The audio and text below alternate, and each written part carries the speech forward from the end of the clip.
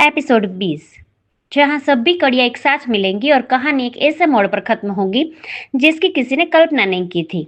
नन्ही रिया अपने बिस्तर पर बैठी है और उसके हाथ में वही रोबोट खिलौना है जिसकी आंखें अब लाल चमक रही है।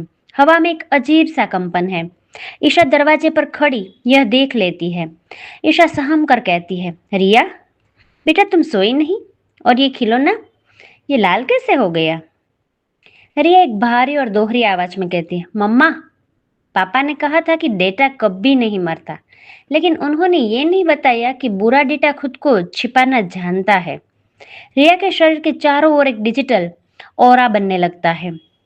वह एक नन्ही बच्ची नहीं बल्कि क्रोनोस का नया अवतार लग रही है। आर्यन की चेतना जो समय के शून्य में से फंसी हुई है, इस खतरे को महसूस करती है। वह शहर के हर इलेक्ट्रॉनिक उपकरण के जरिए ईशा से संपर्क करने की कोशिश करता है। घर के सारे टीवी, फोन और लाइट्स एक साथ जलने बुझने लगते हैं। आर्यन हर स्क्रीन पर फ्लैश होते हुए संदेश देता है, ईशा, रिया को रोको। शास्त्री ने हारने से पहले अपना चेतना वायरस रिया के अवचेतन मन में डाल दिया था। वह उसे एक लिविंग सुपर कंप्यूटर बना रहा है।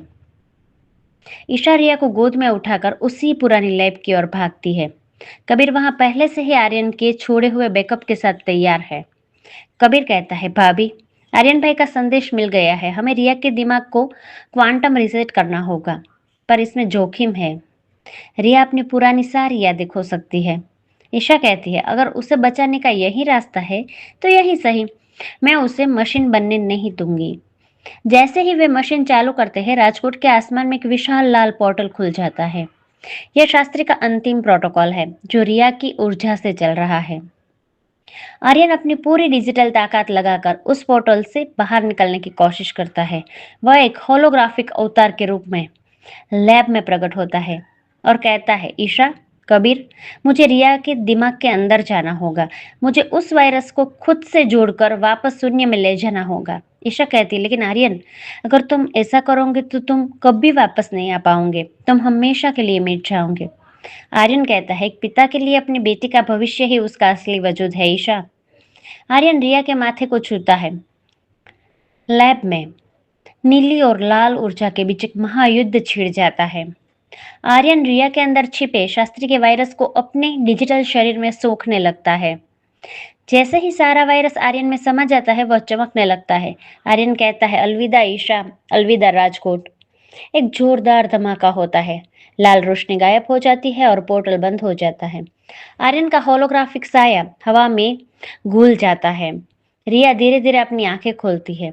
उसकी आंखें अब सामान्य और मासूम हैं। रिया कहती है, मम्मा, पापा कहाँ गए? मुझे ऐसा लगा जैसे उन्होंने मुझे गले लगाया। ईशा रोते हुए मुस्कुराते हुए कहती है, वो यही है बेटा, हमारी आजादी में। राजकोट अब एक स्मार्ट सिटी है, लेकिन बिना किसी कैटेक के खतरे के। ईशा एक साइंस म्यूजियम चलाती है जिसका नाम आर्यन मेमोरियल है। रिया अब 6 साल की हो गई है और वह भी विज्ञान में बहुत रुचि लेती है। कबीर अभी भी उस जीप में घूमता है और बच्चों को समय की कहानियां सुनाता है। म्यूजियम के कोने में वही पुराना रेडियो रखा है जिसे आर्यन ने बचपन में ठीक किया था। अचानक रेडियो की सुई अपने आप 2050 की फ्रिक्वेंसी पर रुकती है। रेडियो से एक धीमी सी आवाज आती है जो किसी छोटे बच्चे की है। आवाज कहती है, हेलो, क्या कोई सुन रहा है? मैं आर्यन बोल रहा हूँ, साल 2080 से।